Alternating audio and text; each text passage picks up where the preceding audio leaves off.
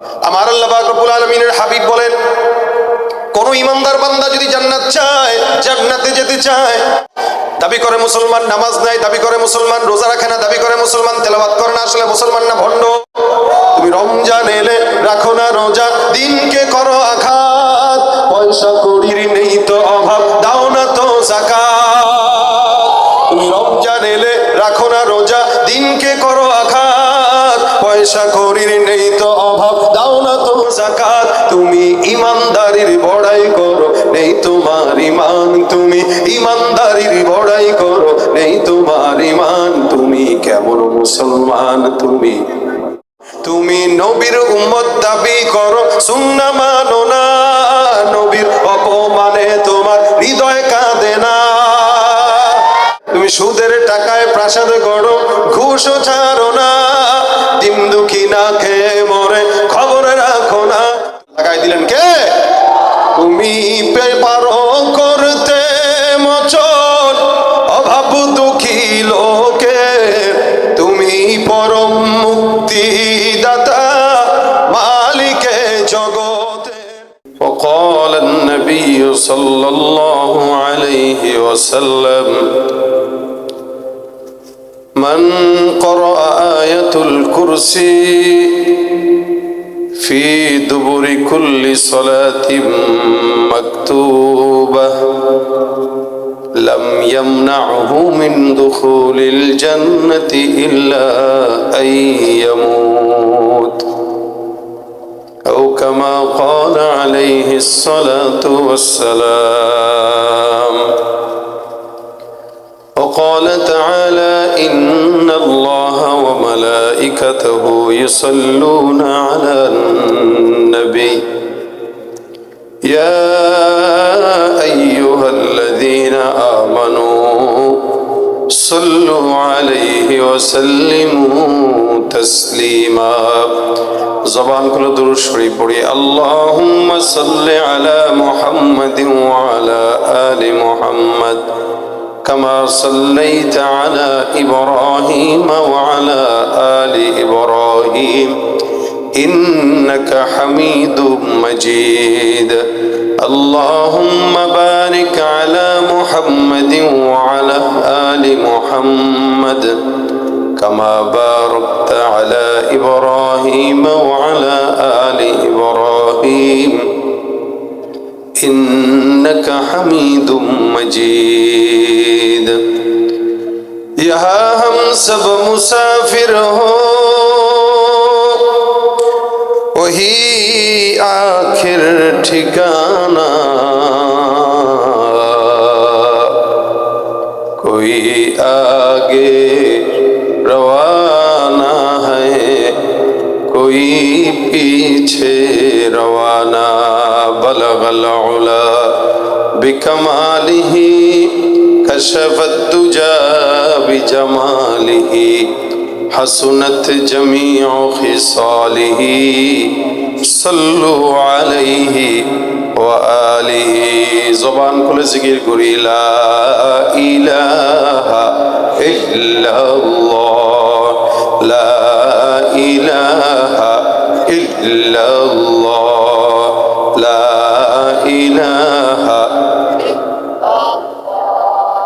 ला इलाहा इल्लल्लाह, ला इलाहा इल्लल्लाह, ला इलाहा इल्लल्लाह, ला इलाहा इल्लल्लाह, ला इलाहा इल्लल्लाह, ला इलाहा इल्लल्लाह, ला इलाहा,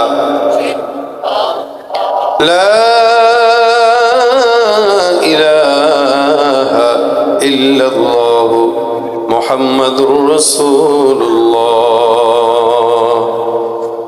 सल्लल्लाहु अलैहि वसल्लम. আলহামদুলিল্লাহ. চরকাওনা বেলতলি হাসমত আলী নুরানি হাফিজিয়া মাদ্রাসার উদ্যোগে হাফেজ ছাত্রদের পাগড়ি প্রদান উপলক্ষে আজকে বার্ষিক 16তম ওয়াজ মাহফিলের সম্মানিত দিনপ্রিয় ইসলামপ্রিয় ভাইরা, মঞ্চে উপস্থিত আজকের মাহফিলের সম্মানিত সভাপতি মুফতি শহীদুল্লাহ সাহেব দামাত বরকাতুহুল আলী সহ দিনপ্রিয় ইসলামপ্রিয় দিনী ভাইরা, আল্লাহ পাক রব্বুল আলামিনের দরবারে লাখো শুকরিয়া যে রব্বে কারীম শীতের রাতে কুয়াশার ভিতরে আমাদেরকে ঘরে কম্বলের নিচে বসে থাকার মায়া মহব্বত ত্যাগ করে আজকের এই মজমায় বসালেন। জবান খুলে আরো একবার বলি আলহামদুলিল্লাহ। একদমই মুখতাসার সময় কিছু কথা বলবো। পোস্টারে লেখাই ছিল আমার 8:30টায় ওঠার কথা, সেখানে 9টায় উঠেছি। এই জন্য খুব বেশি লম্বা চড়া না, এরপর আবার খুব বেশি সংক্ষেপ না। আমি যেভাবে নিজাম অনুযায়ী আলোচনা করি নিজামেই ইনশাল্লাহ শেষ করব। আমি যতক্ষণ থাকবো আপনারা ততক্ষণ থাকবেন ইনশাল্লাহ, এবং যতক্ষণ আমি আলোচনা করব আলোচনা আপনাদের স্বতঃস্ফূর্ত আওয়াজে প্রাণবন্ত হবে ইনশাল্লাহ। আপনাদের স্বতঃস্ফূর্ত আওয়াজ থাকলে আলোচনাও হবে, ফাঁকে 2-1টা গজলও হয়ে যাবে। শুনতে যদি চান তাহলে, আর যদি শুনতে না চান তাহলে না। শুনতে চাইলে আওয়াজ দিতে হবে অনেক বড় করে, বলেন আল্লাহু আকবার। এই আওয়াজটা একদম শেষ পর্যন্ত থাকতে হবে, ঠিক আছে ইনশাআল্লাহ। ভাইরা আমার, আমি আপনাদের সামনে কোরআনের একটি গুরুত্বপূর্ণ আয়াতের অংশ বিশেষ তেলাওয়াত করেছি। যদি জেনে থাকেন, বুঝে থাকেন, শুনে থাকেন, তাহলে বলেন আমি আয়াত যেটা তেলাওয়াত করেছি ওইটার নাম কি? আয়াতুল কুরসি। আলহামদুলিল্লাহ, আপনারা শুনেছেন। এই আয়াত অনেক দামি আয়াত। এই আয়াতের অনুকূলে কিছু কথা। আসলেন, শীতের ভিতরে বসলেন, যদি বাসায় কোনো মেসেজ না নিয়ে যেতে পারেন তাই বসার কোনো ফায়দা হইল না। আমার এত কষ্ট করে ঢাকার থেকে এত দূরে এসে এই ভাঙাচোরা রাস্তা দিয়ে কুয়াশার ভিতরে আপনারা তো ঘুমাইবেন, আমার তো আবার ঢাকায় যেতে হবে। এই কুয়াশায় যেখানে 1 হাত সামনে দেখা যায় না, এখানে আমাদের কষ্ট আপনারা বুঝবেন কম। কিন্তু এই কষ্টটা তখন সফল হয় যখন আপনাদের মতো 2-4 জন মানুষ আমাদের এই ভাঙাচোরা কিছু কথার থেকে 2-1টা আমল করে। তো আল্লাহ পাকের কাছে এগুলো হয়তো নাজাতের উসিলা হিসেবে পেশ করতে পারবো যে আল্লাহ, আমি তো গুনাহগার, কিন্তু এই আমলগুলো যারা করেছে এদেরকে আমার নাজাতের ঢাল বানায় দাও। ইনশাআল্লাহ এই নিয়তেই 2-4টা কথা বলবো, আপনারা আমলের নিয়তে শুনবেন ইনশাআল্লাহ। আল্লাহ কবুল করুক, আমিন। কোরআনের অসংখ্য সূরা, পবিত্র কোরআনের সূরা সংখ্যা কতগুলো? 114টা। এতগুলো সূরার ভিতরে অনেক আয়াত আছে, 6600-র বেশি আয়াত। এই যে এতগুলো আয়াতের ভিতরে আল্লাহ পাকের কাছে একটা আয়াত অনেক ফজিলতপূর্ণ, যেই আয়াতের ব্যাপারে আমি আপনাদের সামনে তেলাওয়াত করেছি। নবী করিম সাল্লাল্লাহু আলাইহি ওয়াসাল্লাম এর বেশ কিছু ফজিলত বর্ণনা করেছেন, আমি আপনাদেরকে কয়েকটা শোনাই। সাহাবী হযরত উবাই ইবনে কাব রাদিয়াল্লাহু তাআলা আনহু, উনি একজন নির্ভরযোগ্য সাহাবী ছিলেন। রাসূল করিম সাল্লাল্লাহু আলাইহি ওয়াসাল্লাম একবার তাকে বললেন, এই উবাই ইবনে কাব, তোমার তো ইলম আছে, তুমি বলো তো আল্লাহ পাকের কোরআনের সূরা ফাতিহা থেকে নিয়ে নাস পর্যন্ত কোন আয়াতটা সবচেয়ে বেশি ফজিলতপূর্ণ? সাহাবা আজমাইনদের একটা আদত ছিল, কোন প্রশ্ন তাদেরকে উত্থাপন করা হলে তারা এই কথা বলতো যে আল্লাহ আল্লাহ রাসূল ভালো জানে। এটা আদব, যদিও তাদের ভিতরে কিছু কিছু সময় জ্ঞান ছিল ওইটার, এরপরেও তারা বলতেন আল্লাহ আল্লাহর নবী ভালো জানেন। এটা আদব, এটা আমাদের জন্য আদব। আমার সামনে কোনো জ্ঞানী যদি থাকেন, আমাকে যদি আপনাদের মাহফিলের সম্মানিত সভাপতি শেখুল হাদিস সাহেব হুজুর কোনো প্রশ্ন করেন, আমি জবাব দিব না। কেন দিব না? আমি বলবো হুজুর আপনি আমার চেয়ে ভালো জানেন। এটাই আদব। যখন আপনার চেয়ে জ্ঞানী কেউ থাকে তখন প্রশ্ন করলে ওই জ্ঞানীর উপরে হাওলা করে দিতে হয়। কিন্তু আফসোস, কিছু কিছু জায়গায় আমরা মাহফিলে বয়ান করি। আজকের মাহফিলের আপনাদের জন্য ভাগ্য যে একজন শেখুল হাদিস আজকের মাহফিলের সম্মানিত সভাপতি। আমি কোনো ভুল করলে উনি আমাকে সাথে সাথে ধরায় দিবেন, এবং ধরায় দিলে আমি ছাত্র হিসেবে সেটা মেনে নিব। কিন্তু এরকম কিছু মাহফিল আছে যে সমস্ত মাহফিলে গাঁজাখোর, সুদখোর, ঘুষখোর সভাপতি থাকে। ওলামা একদম কথা বলে পাশ থেকে কয় হুজুর এমনি না এমনি কর, মানে এ আরো বেশি হুজুরের চেয়ে বেশি জ্ঞানী। ভাবটা এরকম, একটা বোম যদি তার লুঙ্গির নিচে রাখেন আর ওটা যদি ফুটা তার সবকিছু ছিন্ন ভিন্ন করে দেয়, এরপর সূরা ফাতিহা শুদ্ধ করে পড়তে পারার যোগ্যতা তার নাই। মূর্খ এগুলো আছে না কিছু, জন্মের মূর্খ, জাহেল। এই সমস্ত জাহেলগুলো ওলামা ইকরামদেরকে মঞ্চে কিভাবে কথা বলবো এটা শিখায়। কিয়ামতের আর বেশি দিন বাকি নাই যে মূর্খদের থেকে আমাদের ইসলাম শিখতে হয়। এটা আদব, জ্ঞান নাই, আদব শিখবে কই? জ্ঞানই তো নাই, আদব শিখবে কোথায়? রাসূল সাল্লাল্লাহু আলাইহি ওয়াসাল্লাম বলেন, হে উবাই ইবনে কাব, বলো যে আল্লাহ পাকের কোরআনের সবচাইতে ফজিলতপূর্ণ আয়াত কোনটি? উবাই ইবনে কাব বলেন, ইয়া রাসূলুল্লাহ, আল্লাহ আল্লাহ রাসূল ভালো জানে এই বিষয়। নবী করিম সাল্লাল্লাহু আলাইহি ওয়াসাল্লাম বললেন, আমি তো জানি, তবে তোমার ইলম কি বলে, তুমি কি জানো এটা তুমি বলো আমাকে, তোমার মত আমাকে পেশ করো। হযরত উবাই ইবনে কাব বললেন, আমার মন বলে, আমার ইলম বলে, আমার দিমাগ বলে, কোরআনের ফাতিহা থেকে নিয়ে নাস পর্যন্ত যতগুলো আয়াত আছে সবগুলো আয়াতের ভিতরে সবচাইতে আল্লাহর কাছে দামি এবং ফজিলতপূর্ণ আয়াতের নাম আয়াতুল কুরসি। পিছনের লোকরা বলে নাই, সবাই মিলে বলেন। এই যে সুবহানাল্লাহ বলছেন, আপনাদের নেকি হয়েছে না গুনাহ হয়েছে? কেমন নেকি হয়েছে? রাসূল বলেন, কেউ একবার সুবহানাল্লাহ বললো তো জান্নাতে তার জন্য আল্লাহ পাক একটা গাছ লাগাই দিবেন। এই যে এখন বলছেন, এখন আরেকটা লেগে গেছে, আবার বলছেন তো আবার লেগে গেছে। যতবার বলবেন ততবার লাগবে, যতবার বলবেন ততবার লাগবে। সুবহানাল্লাহ, সুবহানাল্লাহ, সুবহানাল্লাহ। ইমাম মুহাম্মদ ইবনে ইসমাইল আল বুখারী রাহমাতুল্লাহ আলাইহি, উনি বুখারী শরীফের সর্বশেষ হাদিস এটাই উল্লেখ আছে, কালিমাতানি হাবিবাতানি ইলার রহমান খফীফাতানি আলাল লিসান সাকিলাতানি ফিল মিজান সুবহানাল্লাহি বিহামদিহি সুবহানাল্লাহিল আযীম। আল্লাহ পাকের কাছে পছন্দনীয় শব্দ দুইটি। কয়টি? এখানে বাবারা, এই যে তোমরা বাবা কথা বলে না, ওই যে ভাই, আপনাদের একটা দোষ আছে, আপনারা মসজিদে বাচ্চাদেরকে জিন্দেগিতেও আগে দেন না, মাহফিলে সব এই গায়ে মোকাল্লাফগুলোর আগে দিয়ে দেন। এগুলো বুঝে না, কিছু না, আইসা গল্প করে, দুষ্টামি করে, খোঁচায়, এই নজরটা এনেই তো যায়। আমি এর দিকে তাকায় কি কথা বলবো একজন বুঝমান না হইলে? মাহফিলে সবসময় বড়রা আগে বসবেন, ছোটদেরকে পিছনে দিবেন। এটা মাহফিলের আদব। মসজিদে গেলে ঠিকই আগে বাচ্চাদেরকে দেন না, পিছনে পাঠায় দেন। আর মাহফিলে আসলে বাচ্চাদেরকে আগে, আমরা পিছনে, মানে দৌড় মারতে পারে যে শয়তান খোঁচায় আগের থেকে। এই অবস্থা, এই কথা বলো না শোনা। আল্লাহ পাকের কাছে পছন্দনীয় শব্দ কয়টি? দুইটি। এই পছন্দনীয় শব্দ দুইটির গুণও দুইটি। একটা কি, যে ওজনের পাল্লায় সবচেয়ে ভারী, আর একটা জবানে উচ্চারণে সবচেয়ে হালকা, সহজ। কি বলতেছেন? সুবহানাল্লাহি ওয়া বিহামদিহি ইন্না ফিল জান্নাতি লাশাজারা। কেউ একবার সুবহানাল্লাহ বললো তো আল্লাহ পাক তার জান্নাতে একটা গাছ লাগাই দিয়েছে। এই গাছ কত বড়? একটা দ্রুতগামী ঘোড়া মিনিমাম কমাস কম যদি 100 বছর দৌড়ায়, এই ঘোড়া এই গাছের গোড়া শেষ করতে পারবে না। একটা ঘোড়ার দৌড় কতটুকু স্পিড জানেন আপনারা? ধারণা আছে কারো? বলেন তো। আমি আপনাদেরকে ধারণা তো দিতে পারবো না, জাস্ট খালি একটু বলতে পারবো আর কি। আমি বেশ কয়েক বছর আগে একবার মক্কা থেকে মদিনায় আমরা যাচ্ছিলাম, আমাদের বাস চলতেছে। এই বাসটার স্বাভাবিকভাবে আরবে, সৌদিতে বা বাহিরের দেশগুলোতে 120 কিলোমিটার বেগে স্বাভাবিক গতিতে গাড়ি চলে। আমাদের বাস চলতেছে, আমি হঠাৎ করে তাকায় দেখলাম ডান পাশ থেকে মরুভূমির রাস্তায় বিশাল বড় একটা সওয়ারি, বিশাল একটা ঘোড়া নিয়ে মুহূর্তের ভিতরে আমাদের বাসকে ক্রস করে ফেললো। 120-এ কিন্তু চলতেছে আমাদের গাড়ি, আমাদের বাসটাকে একদম মুহূর্তে ক্রস করলো। আমি ভাবলাম, কিরে, এই বাস চলতেছে 120-এ, এই ঘোড়া আমাদেরকে সেকেন্ডের ভিতরে ওভারটেক করলো, তার মানে নিশ্চিত সে 180 বা 200-তে আসছে।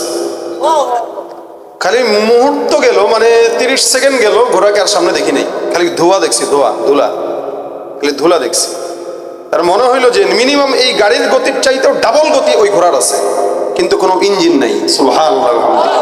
এটা হলো বর্তমান সময়ের ঘোড়ার যদি এই দৌড় হয়, তাহলে আরবের ঘোড়ার, তখনকার জামানার ঘোড়ার কি অবস্থা ছিল? তখন তো বাহনই ছিল ওইটা।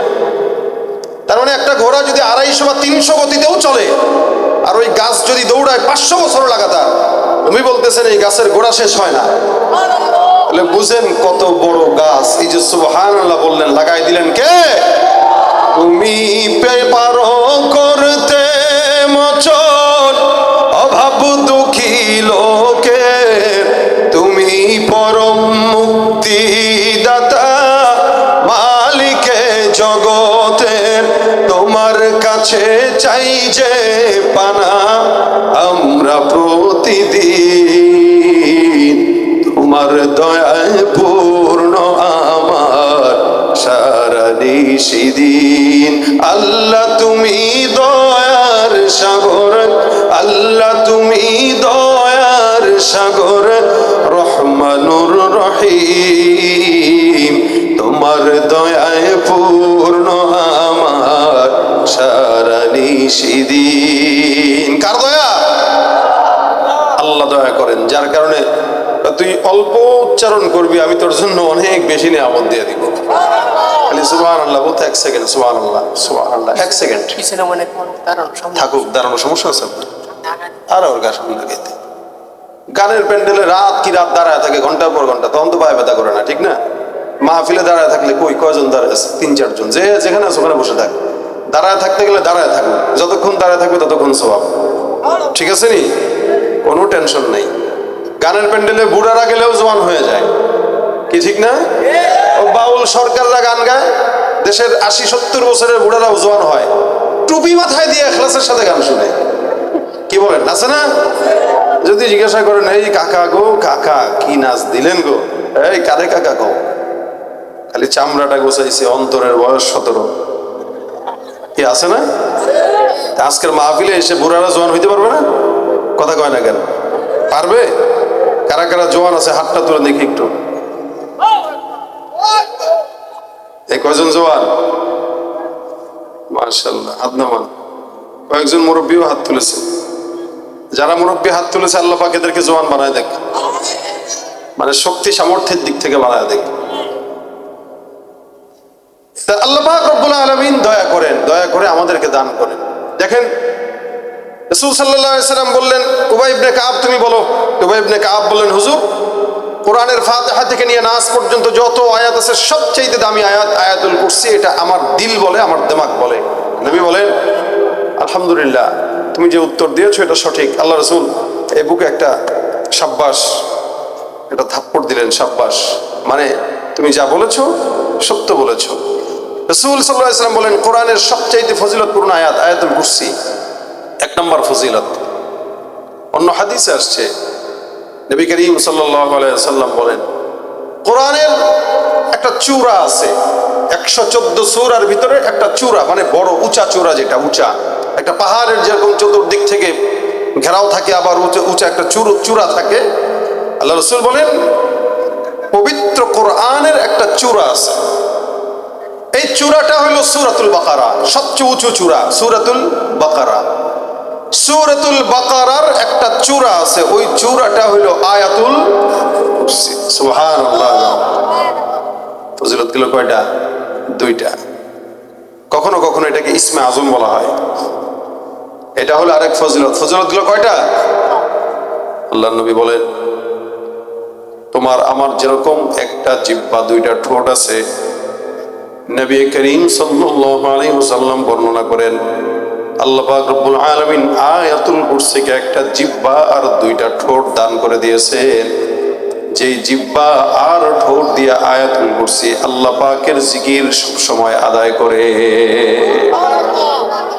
এটা আয়াতুল কুরসির অন্যতম ফজিলত। আয়াতুল কুরসি আল্লাহর জিকির আদায় করে, আল্লাহর আরশের কিনারায় বসে বসে আল্লাহ পাকের গুণগান গায়। ভাইরা আমার, আল্লাহ পাক রব্বুল আলামিন এত দামি বানাইছেন আয়াতকে। এখন যদি বলি, বলেন তো আপনারা জান্নাত পেতে চান তো? ইনশাআল্লাহ। প্রত্যেকটা মানুষের মনের চাহাত হলো জান্নাত চাওয়া, জান্নাত পাওয়া। সব মানুষের মনের চাহিদা এটা। জান্নাতে যাওয়ার হাজারো রাস্তা আছে। আপনাদের এই অঞ্চলে আসতে গেলে ঢাকা থেকে অথবা গোটা দেশ থেকে বিভিন্ন রাস্তা আছে। আপনার কাছে যেই রাস্তা সহজ, আপনি ওই রাস্তা দিয়ে আসেন, কেউ নিষেধ করবে না। কিন্তু মঞ্জিলে মাকসাদ, আপনার যদি মঞ্জিলটা এই জায়গায় থাকে, আপনার যদি মাকসাদটা এই জায়গায় থাকে, তাহলে আপনি যে কোনো রাস্তা দিয়েই হলেও আসতে পারবেন। কেউ একটু দেরিতে আসবে, কেউ একটু তাড়াতাড়ি আসবে। যে হেলিকপ্টার আসবে সে সবচেয়ে বেশি তাড়াতাড়ি আসবে। কিন্তু যখন আপনার মাকসাদ এই এলাকা, তখন চতুর্দিক থেকে আপনি আসতে পারবেন। আপনার আমার মাকসাদ যখন জান্নাত, তখন হাজারো রাস্তা আছে জান্নাতে যাওয়ার, কিন্তু যে যেটা ধরবে আল্লাহ পাক তাকে সেই রাস্তা দিয়েই জান্নাতে নিয়ে যাবে। একটা রাস্তা দিলে তো ভাই কঠিন হইতো, সবাই তো মানতে পারতো না। এই কারণে জান্নাতে যাওয়ার হাজারো পথ আছে। নবী করিম সাল্লাল্লাহু আলাইহি ওয়াসাল্লাম বলেন এটা অন্যতম সহজ পথ। কি? রাসূল বলেন কেউ যদি জান্নাতে যেতে চায় খুব সহজে, তাহলে কি আমল? মান ক্বারা আয়াতুল কুরসি ফি দুবুরি কুল্লি সালাতিন মাকতুবা লাম ইয়ামনাউহু মিন দুখুলিল জান্নাতি ইল্লা আইয়ামুত আও কামা ক্বালা আলাইহিস সালাতু ওয়াস সালাম।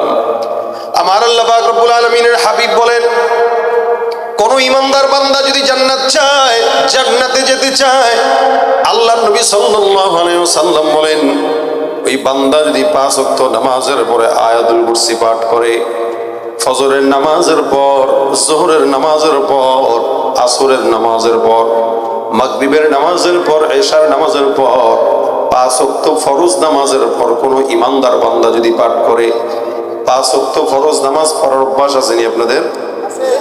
খুবই কম আছে। এদেশে সকালবেলা ফজরের নামাজে মুসল্লির সংখ্যার দিকে তাকাইলে মনে হয় না এই দেশে কোনো ইমানদার আছে, আর জুমার নামাজের মুসল্লির দিকে তাকাইলে মনে হয় না এই দেশে কোনো নাস্তিক আছে। দাবি করে মুসলমান, নামাজ নাই, দাবি করে মুসলমান, রোজা রাখে না, দাবি করে মুসলমান, তেলাওয়াত করে না, আসলে মুসলমান না ভণ্ড। তুমি রমজান এলে রাখো না রোজা, দিনকে করো আঘাত, পয়সা কড়ির নেই তো অভাব, দাও না তো যাকাত। তুমি রমজান এলে রাখো না রোজা, দিনকে করো আঘাত, পয়সা কড়ির নেই তো অভাব, দাও না তো যাকাত। তুমি ইমানদারির বড়াই করো, নেই তোমার ইমান, তুমি ইমানদারির বড়াই করো, নেই তোমার ইমান। তুমি কেমন মুসলমান? তুমি শুনছেন না এটা? আওয়াজ দিয়া, কেমন মুসলমান তুমি, কেমন মুসলমান? নামাজের সাথে নাই পরিচয়, মানো না কোরআন, নামাজের সাথে নাই পরিচয়, মানো না কোরআন। তুমি কেমন মুসলমান? তুমি কেমন মুসলমান? তুমি নবীর উম্মত দাবি করো, সুন্নাহ মানো না, নবীর অপমানে তোমার হৃদয় কাঁদে না। তুমি নবীর উম্মত দাবি করো, সুন্নাহ মানো না, নবীর অপমানে তোমার হৃদয় কাঁদে না। তুমি বিজাতীয় সংস্কৃতিতে সপেছ পরাণ, তুমি বিজাতীয় সংস্কৃতিতে সপেছ পরাণ। তুমি কেমন মুসলমান? নামাজের সাথে নাই পরিচয়, মানো না কোরআন, নামাজের সাথে নাই পরিচয়, মানো না কোরআন। তুমি কেমন মুসলমান? কেমন মুসলমান? তুমি সুদের টাকায় প্রাসাদ গড়ো, ঘুষও ছাড়ো না, দিন দুঃখী না খেয়ে মরে খবর রাখো না। সুদ ঘুষ আছে, একটু কম, একটু কম। হ্যাঁ, নামাজও পড়ে সুদও খায়, কি আছে না? নামাজও পড়ে ঘুষও খায়, শুধু খায় না বিসমিল্লাহ বইলা খায়, শুধু খায় না হাদিয়া মনে করে খায়, শুধু খায় না এটার স্পিড মানি মনে করে খায়, সুদ খায় মুনাফা মনে করে, সুদ খায় ইন্টারেস্ট মনে করে।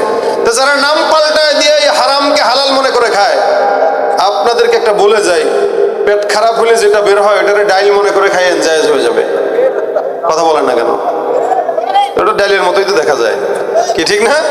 তুমি সুদের টাকায় প্রাসাদ গড়ো, ঘুষও ছাড়ো না, দিন দুঃখী না খেয়ে মরে খবর রাখো না।